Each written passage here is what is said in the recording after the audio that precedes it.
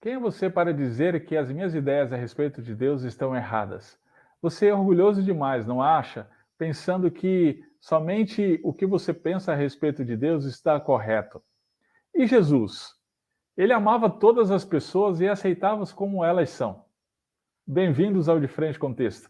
Esse é o canal de estudo da Palavra de Deus. Esses pensamentos, com certeza, você já ouviu, né? E, em alguma medida, em algum lugar. Isso porque nós vivemos em nosso país hoje uma incrível pluralidade religiosa. Existem os católicos em uma imensidão de segmentos, nós evangélicos, que uma outra infinidade de denominações nos dividem, os espíritas, os animistas de culto afro, judeus, islâmicos, enfim, existe uma verdadeira miscelânea, miscigenação. O Brasil é um verdadeiro caldeirão de raças, crenças, religiões. Diante disso, então, uma pergunta é crucial. Quem tem a autoridade final para dizer o que é verdade quanto a assuntos relacionados a Deus? Você já pensou sobre isso? Lembre-se, durante a Idade Média, a igreja dizia que ela tem a autoridade final em assuntos de fé e prática, e, na verdade, durante a Idade Média, em assuntos que concernia a toda a vida da pessoa. Em nossos dias, alguns vão dizer que não existe bem o certo ou o errado. O importante é o significado para cada um. Cada um tem a sua verdade. Outros podem até não afirmar, mas são experiencialistas. O que é isso? Eles vivem a partir de sonhos, visões, revelações, profecias. E aí, diante então desse caldeirão de ideias, a gente precisa se perguntar: e a Bíblia? O que a Bíblia tem a dizer a respeito disso? O texto de hoje é extremamente importante, Gálatas capítulo 1, versos 6 a 9, porque vai nos responder a essa pergunta, a pergunta de quem tem a autoridade final em assuntos de fé e prática. Vamos ver qual era o pensamento de Paulo e o que Deus diz a respeito disso. Então, vem comigo, vamos juntos ouvir o que a palavra de Deus tem a nos dizer. Antes de ir para o texto, eu quero lembrá-lo a deixar o seu like, deixar seu comentário. Se não é inscrito ainda no nosso canal, se inscreva. Então vamos lá, vamos para de frente com o texto. Muito bem, gente, vamos para o texto. Gálatas capítulo 1, versos 6 a 9, ele está projetado aqui na tela. A versão que eu estou usando é a Almeida Corrigida Fiel. Diz assim: Maravilho-me de que tão depressa passasses daquele que vos chamou a graça de Cristo para outro evangelho, o qual não é outro, mas há alguns que vos inquietam e querem transtornar o evangelho de Cristo. Mas, ainda que nós mesmos ou um anjo do céu vos anuncie outro evangelho além do que já vos tenho anunciado, seja anátema. Assim, como já vos dissemos, agora de novo também vos digo: se alguém vos anunciar outro evangelho além do que já recebestes, seja anátema. Muito bem. A gente viu no texto da semana passada que Jesus nos libertou deste mundo mal. Foi o texto da saudação de Gálatas, capítulo 1, verso 1 a 5. A mensagem de hoje, conforme nós veremos, é: abandonar o evangelho de Cristo por outro é um absurdo. Nós vamos entender melhor esta mensagem, que está disposta em duas partes aqui nesse texto, verso 6 até o verso 7 e verso 8 até o verso 9. Agora, antes da gente ir para as partes específicas, a gente precisa notar uma coisa aqui bem interessante. Olha só, qual é o assunto desse texto? Essa é uma pergunta importante para a gente fazer em todos os textos que nós estudamos. Então, para verificar isso, perceba que as repetições. Por 4 vezes aparece a palavra evangelho. É interessante notar também que nessas repetições, Paulo contrapõe o evangelho com o que ele chama de outro evangelho. Muito bem, tendo notado isso, vamos então para as partes. A primeira parte é o verso 6 e 7, e aqui nós vamos ver que abandonar o evangelho de Cristo por outro é realmente um absurdo. Paulo começa essa parte com uma expressão bem interessante: maravilho-me. A expressão aqui denota espanto, surpresa. E por que Paulo estava tão surpreso, tão espantado com os Gálatas? Olha aqui, vamos dar uma olhada aqui no texto, de que tão depressa passasseis daquele que vos chamou a graça de Cristo para outro evangelho.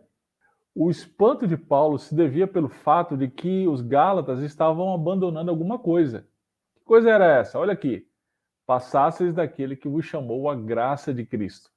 Os Gálatas estavam abandonando o Senhor que os chamou para a graça de Cristo. Esse é o evangelho de Cristo que Paulo vai mencionar mais à frente no verso 7. E atenção para um alerta aqui, gente. Ao dizer isso, Paulo afirma que é possível perder a salvação? Não, claro que não. Seria possível perder a salvação somente se ela fosse uma conquista nossa, uma conquista humana. Como não é, é impossível perdê-la. Então, o que é que Paulo está dizendo aqui? Vamos entender. Lembre-se que Paulo, na saudação, ele esclarece quem são os destinatários. Está lembrado disso? Lá no verso 2, ele vai dizer que ele está escrevendo às igrejas da Galácia. Muito bem.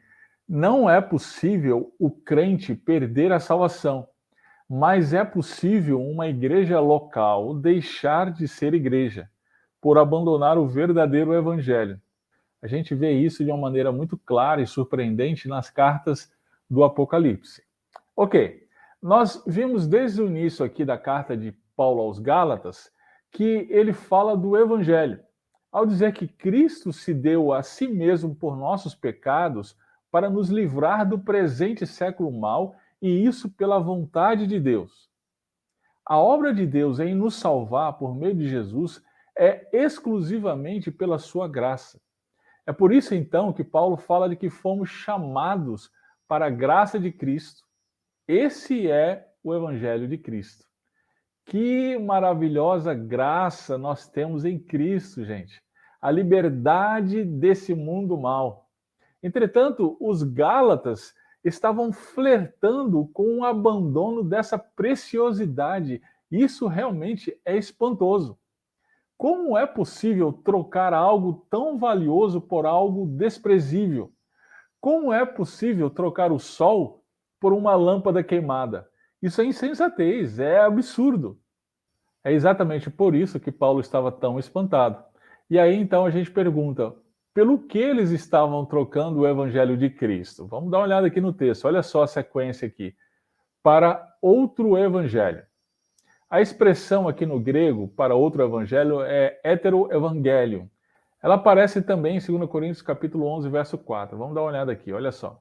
Porque se alguém vindo pregar-vos outro Jesus que nós não temos pregado, ou se recebeis outro Espírito que não recebestes, ou outro evangelho que não abraçastes, com razão o sofrerias.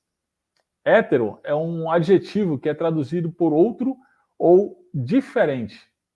É interessante notar que Paulo não especifica aqui que doutrina era essa, que outra doutrina era essa. Ele vai dar mais elementos a partir do capítulo 2, mas aqui ele é mais geral. Por que será? Porque a ideia era comunicar que, seja lá o que fosse, se não fosse o evangelho, seria absurdo. Diante de um produto falso, não importa tanto o tipo da falsificação, é ou não é? O que importa é que é falso. Agora, uma vez que o Evangelho de Cristo se baseia na graça de Cristo, como vimos anteriormente, então tudo o que foge disso é baseado nos méritos das obras da lei. Então, todo e qualquer pensamento teológico que não se fundamenta na graça de Cristo está fundamentado nas obras da lei, seja lá quais forem as suas peculiaridades. É importante a gente observar isso também para ver que Paulo não relativizou, gente. Ele não disse que são diferentes perspectivas da mesma realidade. Não. Paulo contrapõe o verdadeiro evangelho com o outro evangelho. E como que ele faz esse contraponto? Vamos ver. Olha o verso 7. O outro evangelho não é outro. Peraí, por que Paulo diz isso aqui? Ele acabou de dizer que é um outro evangelho e depois, logo em seguida, diz que não é outro. O que Paulo está querendo dizer com isso? Ele chama a nossa atenção para o fato de que não existe mais de um evangelho. Ou trata-se do evangelho de Cristo, ou é uma falsificação, um embuste. Agora, toda falsificação traz problemas. E que problemas esse falso evangelho estava trazendo aos Gálatas? No verso 7, Paulo diz que esse outro evangelho vinha de alguns que inquietavam os Gálatas. Aqui é curioso, né? Porque a mentalidade dos nossos dias é que é a doutrina que divide, que causa separações.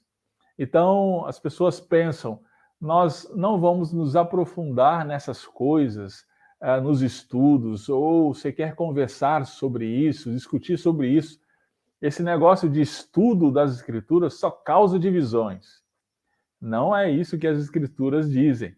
O que Paulo está dizendo aqui é que é o outro evangelho que causa inquietação, transtorno, divisão. A verdade, ao contrário disso, ela apacenta, ela orienta, ela apazigua.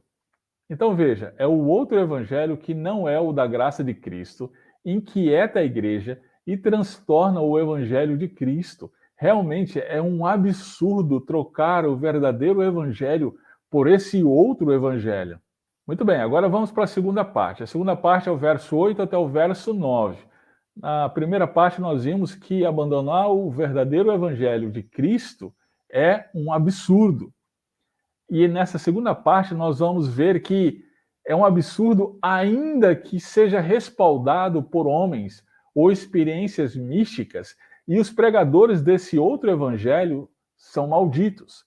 Então, perceba que existem duas partes que nós vamos ver aqui dentro dessa segunda sessão do nosso texto de hoje. A primeira parte nós vamos ver que é um absurdo, ainda que respaldado por homens ou experiências místicas. E nós vamos ver que os pregadores desse outro evangelho estão debaixo de maldição. Nós vamos ver aqui, vamos lá. Vamos começar aqui então, que é um absurdo, ainda que respaldado por homens ou experiências místicas. Nós devemos fazer então a pergunta diante aí dessa primeira sessão, como Paulo termina, né? O que fazer então para se resguardar desse outro evangelho? Vamos ver o que Paulo diz. Olha só. Perceba que Paulo começa o verso 8 com uma conjunção adversativa, mas. Eu acho que a gente tem que dar graças a Deus por este mais. Isso porque, diante de todo o estrago que o outro evangelho pode fazer, existe um mas. Existe um contraponto a ele. E que contraponto é esse? É a autoridade que se estabelece frente ao outro evangelho. E que autoridade é essa? Vamos ver no texto, olha só, olha o verso 8 e também o verso 9, que aparecem as expressões do que já vos tenho anunciado, isso no verso 8, e no verso 9, o que já recebestes. A que Paulo está se referindo aqui, gente? Ele está se referindo à mensagem que ele pregou junto com Barnabé aos Gálatas, na primeira viagem missionária. Essa mensagem são as sãs palavras a qual ele se refere na segunda carta a Timóteo. 2 Timóteo, capítulo 1, verso 13, diz assim, ó, conserva o modelo das sãs palavras que de mim tens ouvido, na fé e no amor que há em Cristo Jesus. Essa mensagem, então, estava de acordo com os demais apóstolos, foi recebida do próprio Cristo e é ela que fundamenta a igreja. Essa mensagem é o verdadeiro evangelho. E quem tem a autoridade para estabelecer qual é o verdadeiro evangelho? O próprio evangelho. A verdade se estabelece por si só. Sendo assim, não existe autoridade acima do próprio evangelho. É o que Paulo diz. Vamos dar uma olhada aqui, olha só. Veja que no verso 8, Paulo usa um pronome aqui, nós. Esse pronome se refere a quem? Lembre-se da saudação da carta, o destinatário, no verso 2. Paulo se refere a irmãos que estavam com ele. Além desses, Paulo se refere até mesmo a um anjo do céu. Ou seja, aqui Paulo relaciona dois personagens: a autoridade humana, ele mesmo e os irmãos que estavam com ele, Paulo, e a autoridade espiritual, ou seja, um anjo do céu. Por que Paulo menciona aqui anjo do céu? Lembre-se que no Antigo Testamento e nos Evangelhos, os anjos eram encarregados, dentre outras coisas, mas principalmente de entregar mensagens.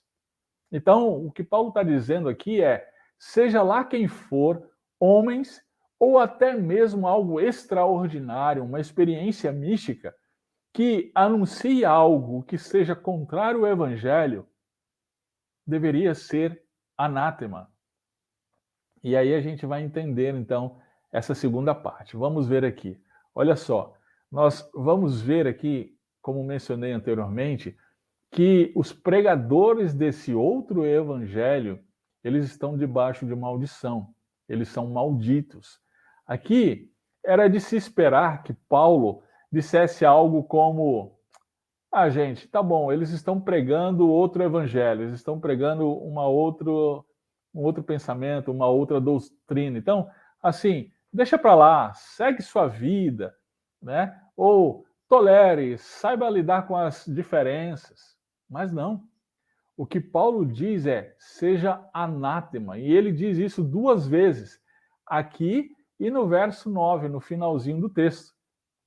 Gente, essa palavra anátema é extremamente séria. Ela significa estar debaixo de maldição.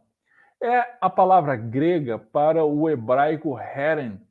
Nós a vemos em algumas vezes no Antigo Testamento. Dentre essas, Deuteronômio capítulo 13, verso 12 a 13, que eu trouxe aqui para vocês. Vamos dar uma olhadinha aqui, verso 12 e 13. Olha só.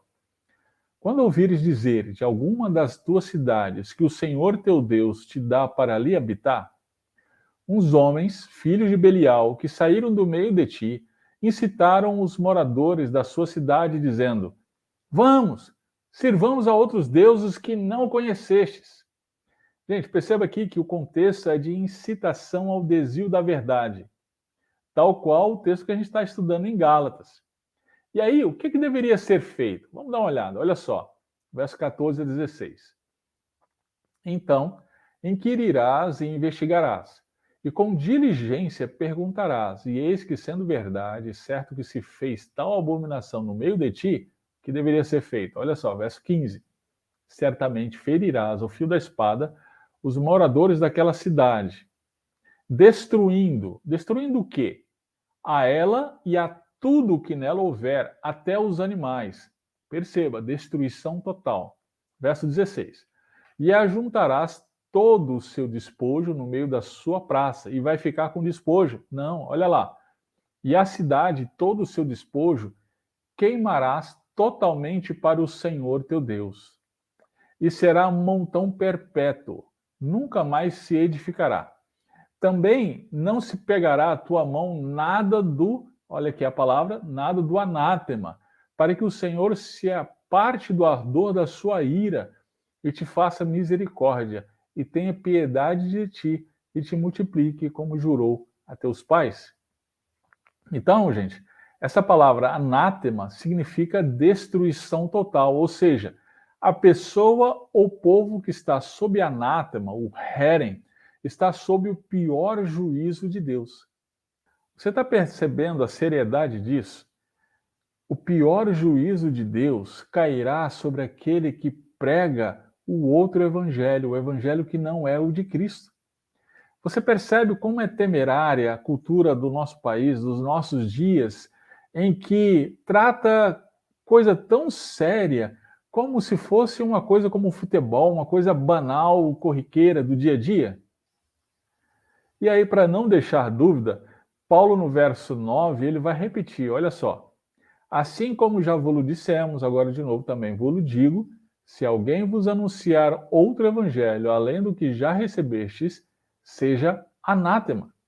Aqui Paulo, então, ele repete a sentença anterior para dar ênfase àquilo que já é extremamente forte, extremamente sério. Os pregadores desse outro evangelho estão sob juízo de maldição. Então, gente, a mensagem central desse texto é a seguinte: abandonar o verdadeiro evangelho por outro é um absurdo. É um absurdo, ainda que respaldado por homens ou experiências místicas. E os pregadores desse outro evangelho são malditos, estão debaixo de maldição. Muito bem, Diante disso, vamos pensar em algumas coisas muito específicas para nós. Quem tem autoridade final para dizer o que é verdade em assuntos relacionados a Deus? Essa foi a pergunta que nós iniciamos o estudo de hoje.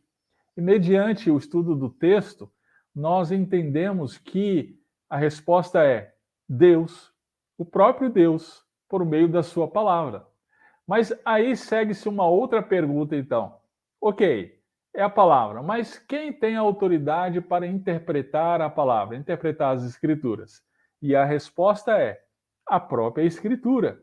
A Escritura interpreta a Escritura. Ninguém e nada tem autoridade maior que as Escrituras. A igreja, então, ela está sujeita às Escrituras, ou pelo menos deveria estar. A cultura, ela está sujeita às escrituras, ou pelo menos deveria estar, né? Isso significa que a palavra de Deus tem a palavra final sobre tudo, sobre casamento, educação de filhos, trabalho. Toda controvérsia termina quando nos submetemos à escritura. E aí, diante disso, nós precisamos encarar uma pergunta que se segue. Nós temos dado ouvidos a que autoridade?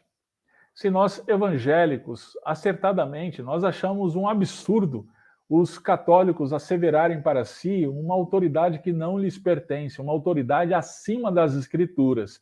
E aí então nós arvoramos a bandeira da reforma protestante, sola escritura. Sim, legal, é isso mesmo.